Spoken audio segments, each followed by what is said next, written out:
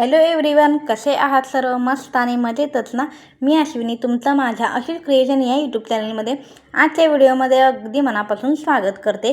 तर पहा, आजच्या व्हिडिओमध्ये मी तुम्हाला प्रिन्सेस कट ब्लाऊजचं स्टिचिंग कशा पद्धतीनं स्टेप बाय स्टेप करायचं आहे हे अगदी सविस्तर पद्धतीने तुम्हाला सांगणार आहे. सो व्हिडिओ स्किप न करता शेवटपर्यंत नक्की पहा. तर चला, तर मग आता आपण व्हिडिओला सुरुवात करूया. तर बघा, इथे मी मेन फॅब्रिक आणि अस्तर आहे ते जोडून घेत आहे. सगळ्यात आधी आपल्याला अस्तरचं ब्लाऊज जेव्हा आपण स्टिच करत असतो जेव्हा आपण कटिंग करतो तेव्हा आपलं जे मेन फॅब्रिक आहे ते आपण अस्तरपेक्षा नेहमी पाव ते अर्धा इंचांनी एक्स्ट्रा कट करून घेत असतो. कारण नंतर स्टिच करताना आपल्याला त्यामध्ये काहीही प्रॉब्लेम येऊ नये किंवा कोणताही प्रॉब्लेम क्रिएट होऊ नये यासाठी. किंवा तुम्ही जर बिगिनर्स असाल आणि तुम्हाला स्टार्टिंगला तुम्ही स्टिच करत असाल ब्लाऊज वगैरे, तर त्यामध्ये थोडं इकडं तिकडं सरकून वगैरे चून वगैरे येऊन किंवा काहीतरी प्रॉब्लेम होऊ नये यासाठी आपण नेहमी मेन फॅब्रिक असतं ते अस्तरपेक्षा नेहमी पाव ते अर्धा इंच एक्स्ट्रा घ्यायचंच असतं. तर बघा, इथं मी कटोरीचे दोन्ही पार्ट आहे ते स्टिच करून घेतलेले आहेत आणि फ्रंट पार्ट ही मी आता जोडून घेत आहे. मेन फॅब्रिक आणि अस्तर आहे ते, आणि त्यानंतर आपण एक्स्ट्राचं जे फॅब्रिक आहे ते कट करून घ्यायचं आहे आणि हा पार्ट आणि कटोरी आहे ते आपण जोडून घ्यायचे आहे.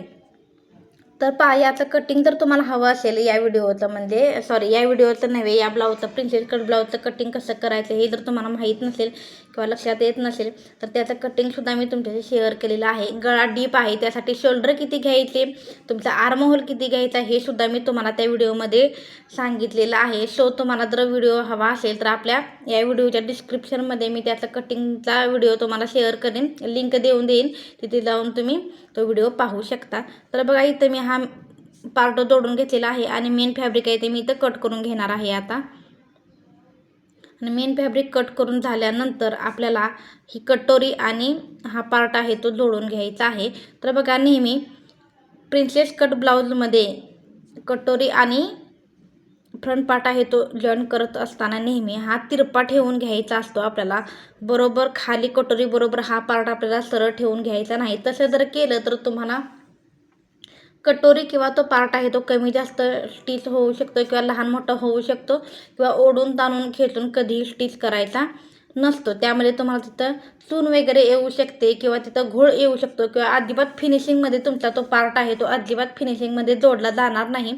यासाठी जराही न ओढता तुम्हाला थोडं थोडं धरूनच तुम्हाला तिथं टीप देऊन घ्यायची असते. तर बघा, इथं मी टीप देऊन घेतलेली आहे आणि आता तुम्हाला मी दाखवते. बघा, कोणताही पार्ट या ब्लाऊजमध्ये मला कमी किंवा जास्त झालेलं नाही. अगदी परफेक्ट दोन्ही इथं स्टिच झालेले आहेत, खालच्या साईडलाही आणि आता वरच्या साईडलाही तुम्ही बघू शकता. अगदी परफेक्ट हा स्टिच झालेला आहे आणि यातला पफसुद्धा तुम्ही बघू शकता किती सुंदर आलेला आहे. तर बघा, पफ येण्यासाठी अजून आपल्याला इथं दोन्ही सेंटर आपल्याला या पार्टला सेंटर काढायचा आहे आणि तिथं मध्ये एक पाव इंचाचा आपल्याला एक टक्स देऊन घ्यायचा आहे, जेणेकरून तिथे तुमचा पफ सुंदर यावा आणि तुम्हाला ब्लाऊज एकदम फिटिंगमध्ये बसावं यासाठी.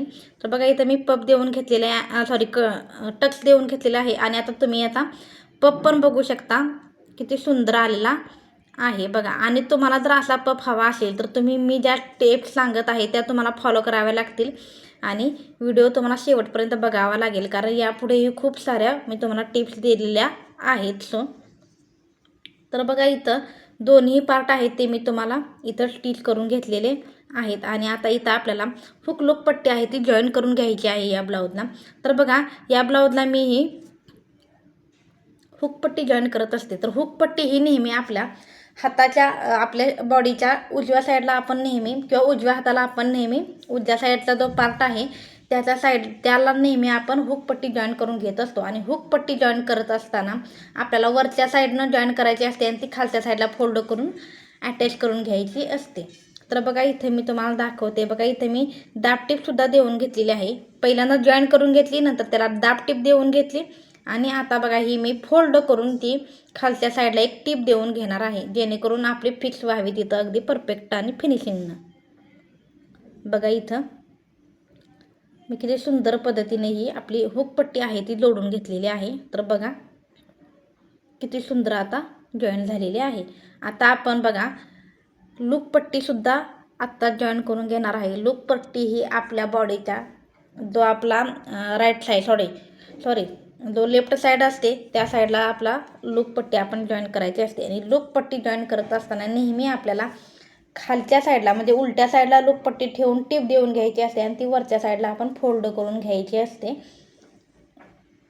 तर बघा आता ती मी फोल्ड करून घेतलेलं आहे आणि इथे मी आता एक कच्ची टीप देऊन घेणार आहे, कारण नंतर तिथं जेव्हा मी लूप पट्टीसाठी तिथं हुक अडकवण्यासाठी करणार आहे ते तुम्हाला नंतर मी हाताने नाही करणार, डायरेक्ट मशीनवरतीच करणार आहे, कारण सध्या खूप लोड आहे कामाचा. सो मला ते एवढा वेळ नाही आहे माझ्याकडे, त्यासाठी मी इथं डायरेक्ट मशीनवरतीच मी इथं लूप करून घेणार आहे ब्लाऊजसाठी. तर बघा इथं आता आपण पट्टी लोळून घेतलेली आहे आणि किती सुंदर फिनिशिंगमध्ये आपली पट्टी आहे ती जॉईन झालेली आहे. आणि पप याचासुद्धा तुम्ही बघून घेऊ शकता किती सुंदर पप आलेला आहे. तर बघा इथं दोन्ही पार्ट मी ठेवून दाखवते तुम्हाला कशा सुंदर पद्धतीने फिनिशिंगमध्ये रेडी झालेले आहेत.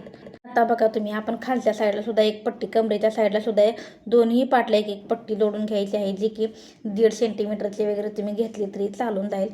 ती सुद्धा तुम्हाला वरच्या साईडला ठेवायची, म्हणजे सरळ आपल्या ह्याच्यावरती सरळ ब्लाऊजवरती ठेवायची आहे आणि ती फोल्ड करून नंतर आतल्या साईडला फोल्ड करून घ्यायची आहे. आणि त्याला तुम्ही हात शिलाई देऊन घ्या, कारण बघा काही काही लोक डायरेक्ट मशीनची स्टील देतात तर ते तुम्हाला ते दिसून येतं आणि ते फिनिशिंगमध्ये ब्लाऊज आपला दिसत नाही.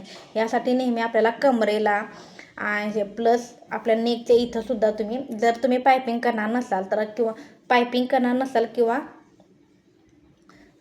हे करणार नसाल म्हणजे हात शिलाईच तुम्हाला घालावी लागणार आहे. जर पायपिंग करणार नसाल, आतल्या साईडला जर कपडा फोल्ड करून करणार असाल तर तुम्हाला तिथं हात शिलाई घालून घ्यायची आहे. तर बघा आता तुम्हाला कसं मी करायचं ते तुम्हाला दाखवते. बघा नेकचं आता मी बोलले ना तुम्हाला ते दाखवणार आहे. तर त्या आधी बघा मी तुम्हाला इथं ब्लाऊजला आपल्याला दोन्ही साईडला इथं स्लीव जॉईन करून घेतलेला आहे. तर स्लीव जॉईन कसे करायचे हे जर तुम्हाला माहीत नसेल तर मला कमेंट्समध्ये सांगा, मी तुम्हाला नक्की सांगेन कशा पद्धतीने तुम्हाला स्लीव जॉईन करायचे असतात ते. तर बघा इथं मी फिटिंग करून घेणार आहे, पण त्याच्या आधी मी तुम्हाला सांगते इथं मी सेंटरला जे आपले दोन्ही साईड आहे तिथं मी आता इथं एक टिप तरी मारून घ्यायची आहे, किंवा तुम्ही इथं पिन वगैरे लावून घेऊ शकता. मी इथं पिना लावून घेणार आहे आणि फिटिंग करून घेणार आहे, जेणेकरून आपला फ्रंट पार्ट किंवा बॅक पार्ट इकडे तिकडे सरकून आपलं फिटिंग चुकू नये किंवा कमी जास्त फ्रंट किंवा बॅक पार्ट कमी जास्त होऊ नये. यासाठी मी नेहमी इथं सेंटरला पिना लावून घेत असते. आणि दोन्ही साईडला मी एक एक टीप देऊन घेतलेली आहे, तुम्ही बघू शकता. या साईडला सुद्धा घेतलेली आहे आणि या साईडला सुद्धा इथं मी टीप मारून घेतलेली आहे. आता हे आपण पलटी करून घ्यायचं आहे, म्हणजे ब्लाऊज आपल्याला उलटं करायचं आहे आणि त्यानंतर सुद्धा आपल्याला तिथं एक एक टीप देऊन घ्यायची आहे.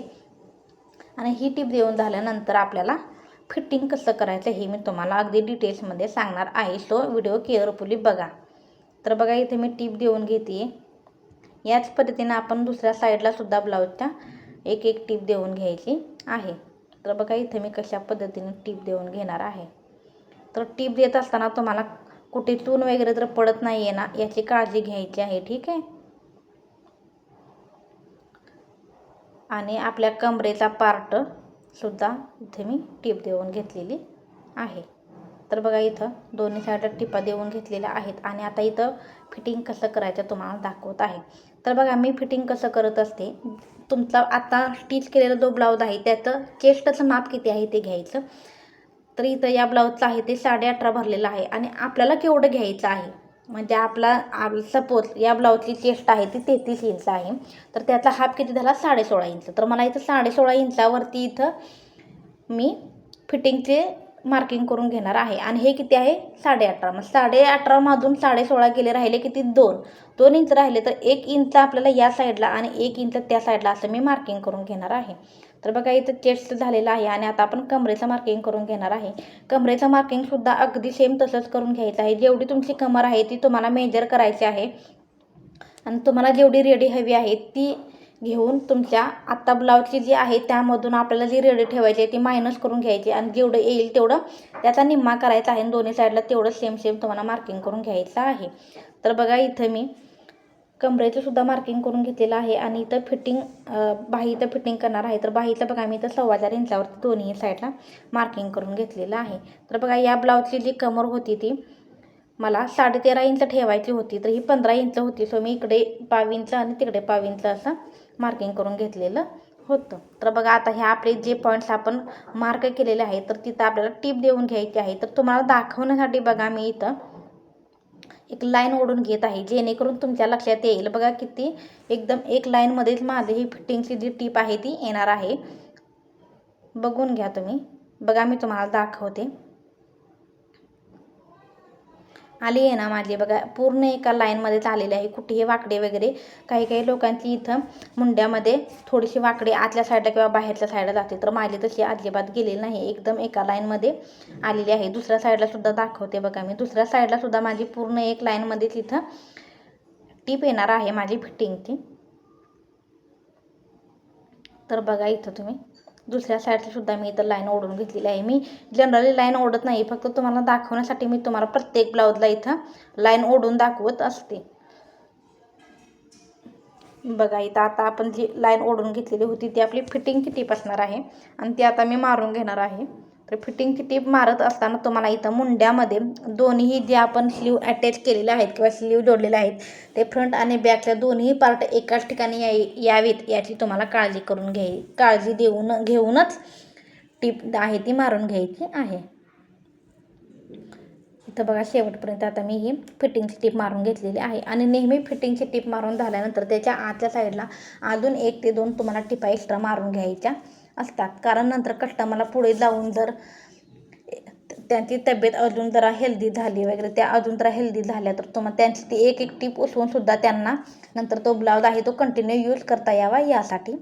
तर बघा आपण एवढ्या महागाच्या साड्या वगैरे घेत असतो आणि नंतर जर ब्लाऊज जर फक्त फिटिंगसाठी जर ब्लाऊज पडून राहिला तर प्रॉब्लेम ना, असं व्हायला नको ना. सो नेहमी आपल्याला 1-2 टिपा असतात त्या एक्स्ट्रा मारून घ्यायच्या असतात. कोणाचेही ब्लाऊज असेल तर तुम्ही नेहमी तसंच करत जावा.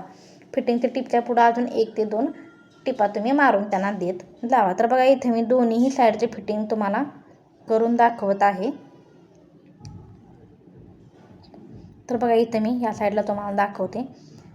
3 टिपा मी नेहमी मारत असते. प्रत्येक ब्लाऊजला 3 ते 4 टिपा माझ्या असतातच आणि तुम्हालासुद्धा 3 ते 4 टिपा आपल्याला मारून घ्यायच्या आहेत. तर बघा तुम्हाला दाखवते मी किती सुंदर आणि फिनिशिंगमध्ये झालेलं आहे फिटिंग. आता दुसऱ्या साईडला सुद्धा इथं आपण करून घ्यायचं आहे. जे आपले मार्किंग केलं होतं त्याच्यावरूनच आपण फिटिंगची टीप मारून घ्यायची आहे. मुंड्यामध्ये फक्त काळजी घ्यायची आहे. तर बघा इथं आपलं आता फिटिंग करून झालेलं आहे आणि ब्लाऊज किती सुंदर रेडी झालेला आहे. ब्लाऊजचा पफ तुम्ही पाहू शकता, नेकसुद्धा पाहू शकता किती सुंदर पद्धतीने रेडी झालेला आहे. तर माझी ही स्टिचिंग करण्याची पद्धत तुम्हाला कशी वाटली ते मला कमेंट्समध्ये सांगायला अजिबात विसरू नका. व्हिडिओ आवडला असेल तर व्हिडिओला लाईक नक्की करा आणि आपल्या चॅनेलला नक्की सबस्क्राईब करा. भेटूया नेक्स्ट व्हिडिओमध्ये. आणि तुम्हाला कोणता हवा असेल कटिंग वगैरे तर मला नक्की सांगा. मी तुम्हाला त्याचा व्हिडिओ नक्की अपलोड करून तुम्हाला हे नक्की हेल्प करण्याचा प्रयत्न करेन. भेटूया अशा नेक्स्ट व्हिडिओमध्ये. तोपर्यंत बाय आणि काळजी घ्या स्वतःची.